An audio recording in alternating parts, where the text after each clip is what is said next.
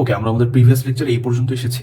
So আমরা যেটা দেখতে পারলাম যে আসলে থ্রি ফেজ জেনারেশন এভাবে করা পসিবল। সো ঠিক আছে, আমরা বুঝতে পারলাম যে এখন আসি আমরা স্ট্যাটোর পেরিফেরিতে আমাদের তিনটা ফেজের যে স্লট থাকবে, কোরেসপন্ডিং স্লট, এগুলোকে আমি কিভাবে সেট আপ করবো, this is a important question. So এইটার জন্য আমরা ফার্স্টে যে এক্সাম্পলটা নিব সেই এক্সাম্পল একটু আসি, যে আসলে আমাদেরকে স্ট্যাটোর পেরিফেরিতে কিভাবে সেট আপ করতে হবে। তো এইখানে আমরা একটা এক্সাম্পল নিয়েছি, this is stator periphery and এটা ক্রস সেকশনাল ভিউ। তো এইখানে আসলে কি করা হয়েছে, এইখানে একটা two pole three phase winding এর জন্য করা হয়েছে, মানে মেশিনটা টু পোল আর স্ট্যাটোর ওয়াইন্ডিংটা আসলে থ্রি ফেজ ওয়াইন্ডিং।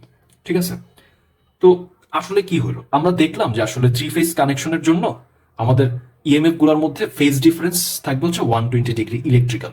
তো ঠিক আছে, তাহলে এই যে কন্ডাক্টরস গুলোর মধ্যে যে ইএমএফ ইনডিউসড হবে, তাহলে এই কন্ডাক্টরস গুলোকে আমি যে স্লট গুলোতে সেট আপ করবো, এই স্লট গুলা মানে প্রত্যেকটা ফেজের স্লট স্ট্যাটোর ওয়াইন্ডিং এ কতটুকু মেকানিক্যালি ডিস্টেন্সে থাকবে বা স্প্যাশিয়াল ডিস্টেন্স কতটুকু হবে, that's an important question. So আমাদের একটা ফান্ডামেন্টাল রিলেশন জানতে হবে, সেটা হচ্ছে ইলেকট্রিক্যাল এঙ্গেল ইজ ইকুয়ালস, আমি যদি নিচে লিখি, pole number divided by 2 into mechanical angle. ঠিক আছে, শর্টলি লিখলাম আমি। সো এইটা হচ্ছে ইলেকট্রিক্যাল এঙ্গেলের সাথে মেকানিক্যাল বা স্পাশিয়াল এঙ্গেলের একটা রিলেশন। সো এইখান থেকে আসলে আমরা ডিফাইন করতে পারি, কারণ আমরা যখন মেকানিক্যালি ডিজাইন করতেছি স্ট্যাটোর পেরিফেরিতে, স্লটস গুলোকে আমি কিভাবে বসাবো, দ্যাটস অ্যান ইম্পর্টেন্ট কোশ্চেন। কতটুকু ডিস্টেন্সে বসাবো, আমি তো জানি যে আসলে 120 ডিগ্রি ইলেকট্রিক্যাল মানে ফেজ ডিফারেন্স থাকবে, বাট মেকানিক্যালি ওদের মধ্যে ডিস্টেন্স কতটুকু রাখবো, কতটুকু এঙ্গেল ক্রিয়েট করে করে রাখবো, রাইট? তো আমাদের এখানে তিনটা ফেজ কানেকশন দেখানো হয়েছে, একটা হচ্ছে এ, একটা বি ফেজ আর একটা হচ্ছে সি ফেজ। তো আসলে আমরা যেহেতু এই রিলেশনটা জানি এবং এটা যেহেতু টু পোলের জন্য, তাহলে টু পোলের জন্য এই রিলেশন থেকে যদি দেখা যাবে ইলেকট্রিক্যাল এঙ্গেল, আমি খুব শর্টলি লিখলাম, ইজ ইকুয়ালস টু কি মেকানিক্যাল এঙ্গেল। ঠিক আছে, ওয়াই? বিকজ এখান থেকে দেখাই যাচ্ছে যে আসলে পোল নাম্বার হচ্ছে 2, so 2 divided by 2 is equals to 1। So electrical angle আর mechanical angle in case of two pole machine equal হবে। সো টু পোল মেশিনের জন্য ইলেকট্রিক্যাল এঙ্গেল মেকানিক্যাল এঙ্গেল এগুলো সেম। সো এখন বিষয়টা হচ্ছে, তাহলে এই যে একটা ফেজ থেকে আরেকটা ফেজ 120 ডিগ্রি ফেজ ডিফারেন্সও থাকবে ইলেকট্রিক্যাল, তো মেকানিক্যালি এই ফেজগুলোর যে কানেকশন বা সেট এটা মেকানিক্যালি 120 ডিগ্রিতেই রাখতে হবে। দ্যাট মিনস এই first phase A, second phase B, third phase C, ওদের মধ্যে মেকানিক্যাল ডিস্টেন্সটাও 120 ডিগ্রি করেই রাখতে হবে। ঠিক আছে, আবার বি থেকে সি এর যে ডিস্টেন্স এটাও 120 ডিগ্রি, আবার সি থেকে এ এর যে ডিস্টেন্স এটাও 120 ডিগ্রি। আচ্ছা, এখন প্রশ্ন হতে পারে A prime, B prime, C prime এগুলো আবার কি? এগুলো কিছুই না, আমরা যেহেতু কন্ডাক্টরস গুলোকে লুপ আকারে ইউজ করতেছি, কয়েল সার্কুলেশন থাকবে, রাইট? সো এইখান থেকে একটা কন্ডাক্টরস বের করে আবার এটাকে কি পেছনের দিকে নিয়ে যেতে হবে। সো আমাকে আরেকটা স্লট, এটার কোরেসপন্ডিং একটা স্লট রাখতে হয়, যাতে করে আমরা কি করতে পারি, অপর পাশে এটাকে নিয়ে যেতে পারি। এখন এটা ঠিক অপোজিটেই কেন হচ্ছে, এইটা নিয়ে যখন আমরা আর্মেচার ওয়াইন্ডিং এ পড়বো, আসলে full pitch winding, short pitch winding, ওই জায়গায় বিষয়টা আরো ডিটেলসে বলা যাবে যে আসলে এ একদম অপোজিটেই, মানে 180 ডিগ্রি ঘুরেই আসলো কেন, এটা কিন্তু এখানেও হতে পারত। সো এখানে কিছু কেসেস আছে, এগুলো আমরা ফিউচার সেশন দেখবো। তো আপাতত আমরা যেটা বুঝতে পারলাম যে আসলে for two pole machine and three phase connection, আমরা যদি থ্রি ফেজ ইএমএফ জেনারেট করতে চাই, তাহলে আমাদের প্রত্যেকটা ফেজের স্লটগুলোকে হয়তো আমরা A prime, B prime, C prime চিন্তা করতে পারি, এরাও নিজেদের মধ্যে 120 ডিগ্রি অ্যাপার্টে থাকবে, অথবা এবিসি চিন্তা করতে পারি। তিনটা ফেজের যত কন্ডাক্টরস গুলোকে আছে আমরা 120 ডিগ্রি করে কি রাখবো, মেকানিক্যালি ডিস্টেন্সে রাখবো। ওকে, সো এইভাবে হচ্ছে আমরা যদি স্ট্যাটোর পেরিফেরিতে আমরা আমাদের স্লট গুলোকে রাখি, তাহলে হচ্ছে আমরা থ্রি ফেজ ইএমএফ প্রডিউস করতে পারি। এখন কোশ্চেন হতে পারে, যদি টু পোল না হয়ে ফোর পোল হয়ে যেত, টু এর পর ফোরই আসবে, মানে পোল নাম্বার কখনো অড হতে পারে না কোনো machine actually. So north south যদি হয়, মানে মিনিমাম টু পোল হবে, সিলিন্ড্রিক্যাল রোটর টু পোলের জন্য ইউজ করা হয়ে থাকে। এর চেয়ে বেশি যদি হয়, ফোর বা তার বেশি, আমরা বলেছিলাম salient pole type rotor use করা হয়। তবে স্যালিয়েন্ট পোল যে টু পোল হিসেবে ইউজ করা যাবে না তা না, সেটাও করা যাবে, বাট টু পোলের ক্ষেত্রে আসলে সিলিন্ড্রিক্যাল রোটরটাকেই বেশি ইউজ করা হয়ে থাকে। তো in case of four pole আমরা আসলে স্লটগুলোকে কিভাবে ডিজাইন করতে পারি, we will also follow this relation in that case. Okay, so আমরা সেটার এক্সাম্পল একটা নিয়ে রেখেছি এখানে, সেটা হচ্ছে কি, যে এরকম একটা হবে। এখানে আমরা স্লটগুলোকে একটু দেখার চেষ্টা করি। এখানে আসলে কি হয়েছে, এখানে হয়েছে কি, যে জাস্ট থিঙ্ক যে আমাদের স্লটগুলোকে আমরা কতটুকু ডিস্টেন্স করে রেখেছি। আমাদের এখানেও থ্রি ফেজ। এখন এইখানে একটা প্রশ্ন চলে আসতে পারে A1 আছে, আবার এখানে A2 আছে, B1 B2 C1 C2, তাহলে এর জন্য আবার কি দুই মানে আলাদা আলাদা, তাহলে ফেজ তো তাহলে 6টা হয়ে যাওয়ার কথা। না, এখানে ফেজ 6টা না, phase 3টাই।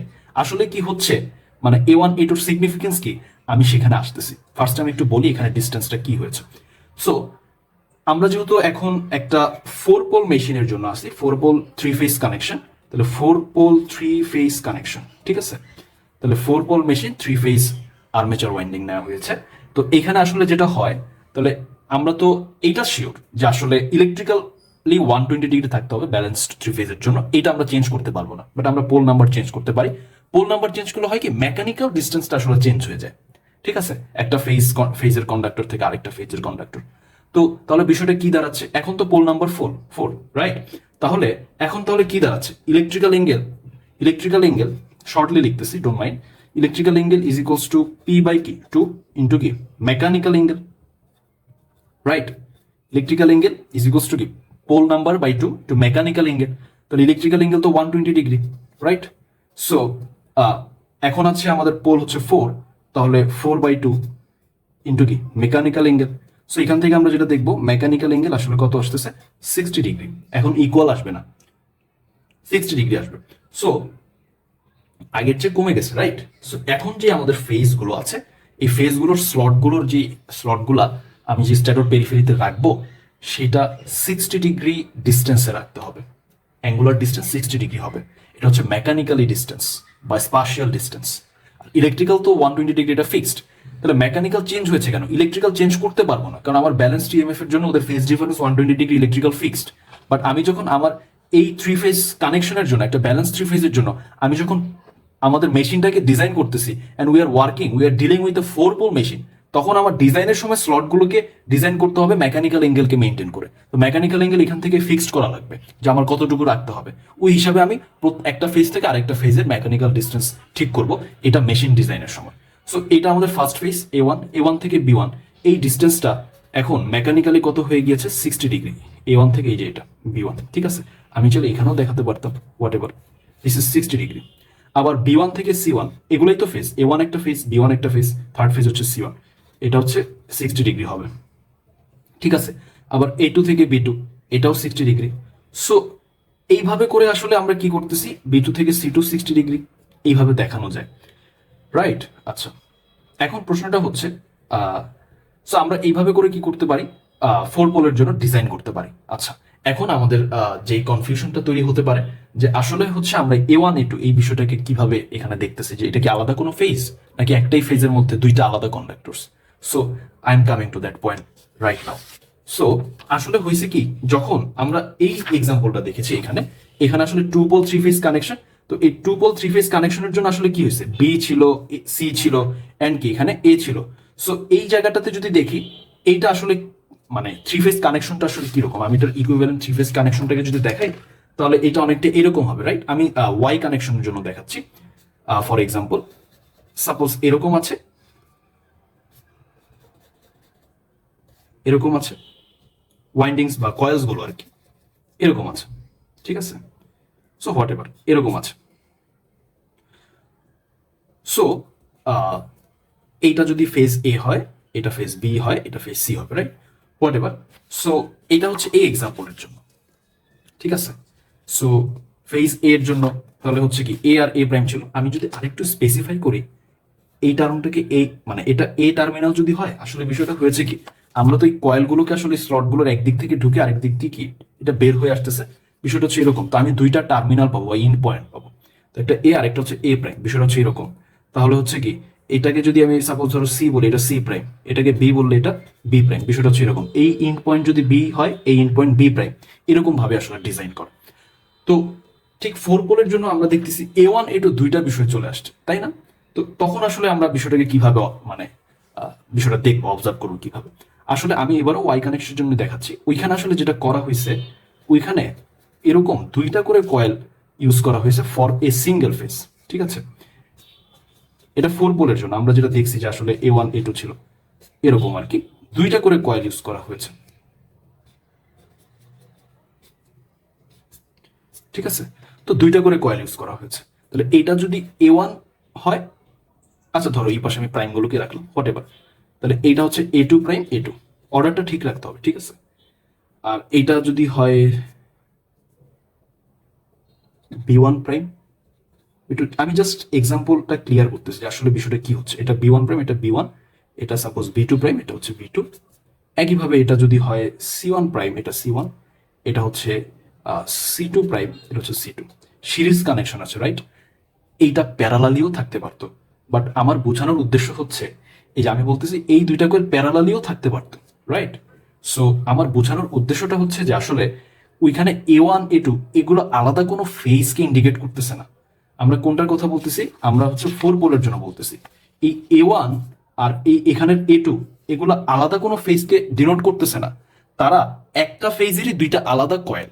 So they are associated with the same phase, but দুইটা আলাদা কয়েল, ঠিক আছে? তো কানেকশনটা এইভাবে দেওয়া হয়েছে। তো তাহলে কি দাঁড়ালো যে আমি হচ্ছে এখন কি করলাম, দুইটা কয়েল ইউজ করতেছি।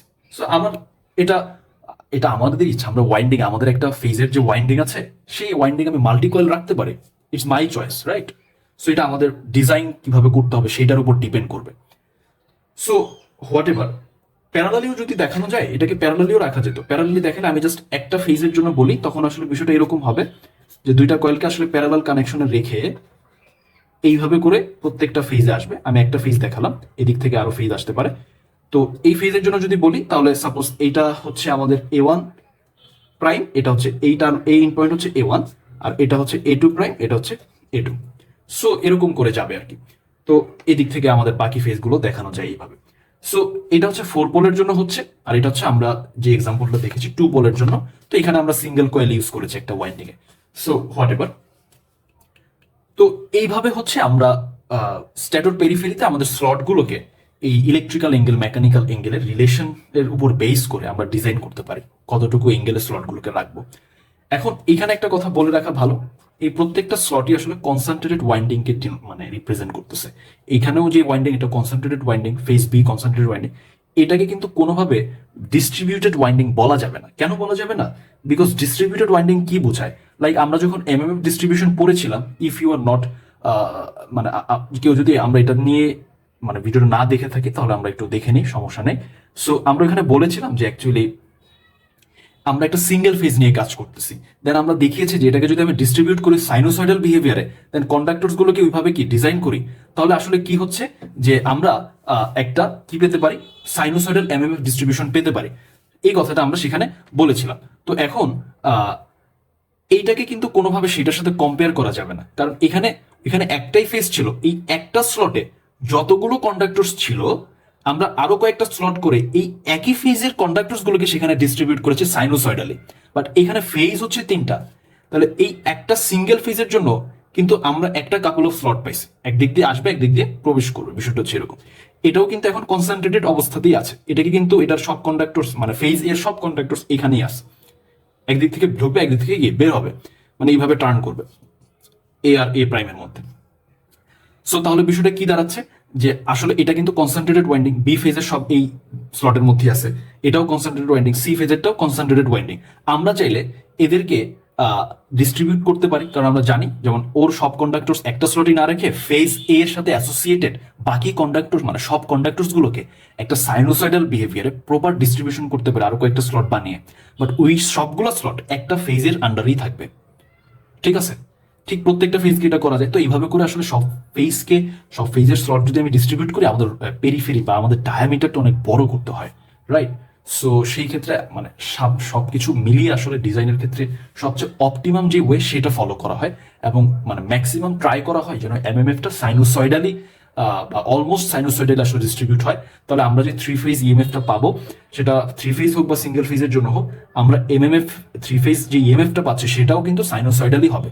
আর সাইনোসয়েডাল ইএমএফ নিয়ে অপারেশন চালানো বা কাজ করা, এটাকে ইউজ করা, this is more easier and মানে এটা আসলে আমাদের জন্য একটা অ্যাডভান্টেজ, রাইট? তো আমাদের ডিজায়ারই থাকে আসলে সাইনোসয়েডাল ইএমএফ নিয়ে কাজ করা। সো আমরা এখান থেকে দেখলাম যে আসলে 3 ফেজ ইএমএফ পাওয়ার জন্য আসলে কিভাবে ডিজাইনটা করা লাগবে।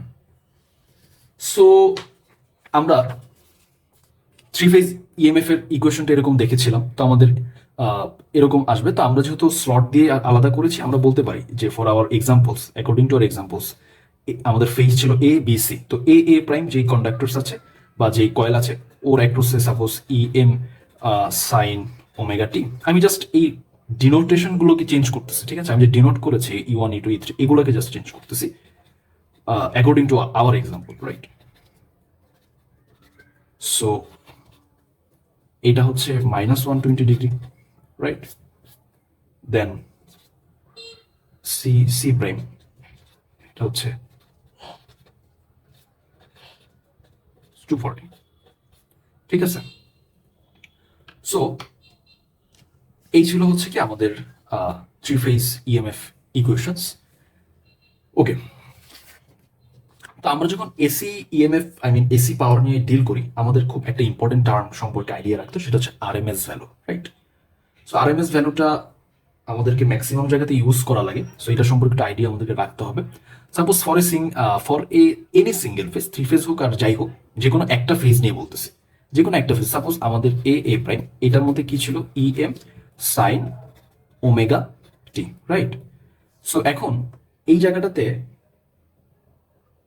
আমরা যেটা দেখেছি আসলে সেটা হচ্ছে প্রত্যেকেরই কিন্তু অ্যাম্পলিটিউড ম্যাক্সিমাম যে ভ্যালুটা EM, এটা কিন্তু সবার জন্যই সেম, যে কোনো ফেজের জন্য সেম, জাস্ট ফেজ শিফট থাকে। তো আমরা ই ম্যাক্সকে কি বলতে পারি? ই ম্যাক্স হচ্ছে আসলে EM, যেটা আমরা আমাদের প্রিভিয়াস লেকচারে দেখেছিলাম। এটা ছিল number of turns in the coil into maximum flux phi into কি রোটেশনাল স্পিড ওমেগা, রাইট? এটা আসলে হ্যাঁ রোটেশনাল স্পিড বা ইলেকট্রিক্যাল রেড, এটা হচ্ছে ইলেকট্রিক্যাল রেডিয়ান পার সেকেন্ড। আচ্ছা, সো এটা আমরা জানি। তো আমরা যাচ্ছি RMS ভ্যালু বের করতে, তাহলে RMS অ্যাকচুয়ালি কি হবে? RMS অ্যাকচুয়ালি ম্যাক্সিমাম যেই EMF আছে এইটাকে √2 দিয়ে ডিভাইড করা লাগে, এটা আমাদের কনভেনশন। তো আমরা এখান থেকে যেটা দেখতেছি n/√2 into phi M into omega, এটা আমরা দেখতে পারি। আবার আমরা ওমেগাকে কিন্তু ডিফাইন করতে পারি কিভাবে? 2πf। এই এফ ছিল আমরা একদম ইন্ট্রোডাকশনে যে ইলেকট্রিক্যাল ফ্রিকোয়েন্সি নিয়ে কথা বলেছি, সেই ইলেকট্রিক্যাল ফ্রিকোয়েন্সি আমরা বলেছিলাম যে আসলে EMF ওই ফ্রিকোয়েন্সি মেনটেন করবে। আমাদের যে ইনডিউসড EMF থাকবে সিস্টেমে, আমরা যে জেনারেট করব, এটাকে আমাদের পাওয়ার প্ল্যান্ট বা পাওয়ার সিস্টেমে যে রেটেড ফ্রিকোয়েন্সি ছিল ইলেকট্রিক্যাল ফ্রিকোয়েন্সি, ওই ফ্রিকোয়েন্সি ওয়াইজ ওকে প্রডিউস করতে হবে। লাইক ওর যে ম্যাক্সিমাম ভ্যালু ওমেগা, এটা কিন্তু ঠিক হবে এই ইলেকট্রিক্যাল ফ্রিকোয়েন্সি থেকে, রাইট? এটাকে কেউ আবার সিনক্রোনাস স্পিডের সাথে রিলেট করার দরকার নেই। এটা হচ্ছে ওই ইলেকট্রিক্যাল রেডিয়ান পার সেকেন্ড বা ইলেকট্রিক্যাল ইউনিটে হচ্ছে আমাদের অ্যাঙ্গুলার স্পিড। তো আমরা এটা লিখতে পারি, এটা হচ্ছে সেই রেটেড ফ্রিকোয়েন্সি। এই এফটা হচ্ছে সেই ইলেকট্রিক্যাল ফ্রিকোয়েন্সি বা রেটেড ফ্রিকোয়েন্সি, আমি জাস্ট এফ দিয়ে ডিনোট করতেছি এখানে। সো আমরা আসলে RMS সমান কি পাচ্ছি? RMS সমান তাহলে আমরা এখান থেকে দেখতেছি যে √2 ইন্টু n, এখানে একটা পাই হবে অবশ্যই, √2 pi n phi M into F. তো আমাদের ফাই এম কিন্তু একটা কনস্ট্যান্ট ভ্যালু, রাইট? কারণ আমরা কিন্তু আমাদের মেইন ফিল্ডে ডিসি সাপ্লাই দিচ্ছি, এসি সাপ্লাই দিলে ফ্লাক্সটার কনস্ট্যান্ট থাকে না, আমরা এটা আমাদের প্রিভিয়াস লেকচারে দেখেছি আসলে। সো আমাদের জন্য আসলে আমাদের ফ্লাক্সটা কিন্তু একটা কনস্ট্যান্ট ফ্লাক্স, রাইট? সো এটা আমাদের একটু খেয়াল রাখতে হবে, কারণ আমাদের মেইন ফিল্ডে ডিসি সাপ্লাই দিয়েছিলাম, আমরা এই জন্য একটা কনস্ট্যান্ট ফ্লাক্স পেয়েছি সেখানে। সো এটা ছিল আমাদের EMF বাই জেনারেটেড EMF এর যেই RMS ভ্যালু। তো আমরা মূলত RMS ভ্যালু নিয়ে বেশি ডিল করে থাকি। So that's for today session. আমরা যদি আমাদের কোনো ডাউট থাকে, কোনো কোশ্চেন থাকে regarding two today's lecture or any of the previous lecture, আমরা কমেন্ট সেকশনে কমেন্ট করবো। I will try my best to reply and give a solution to that.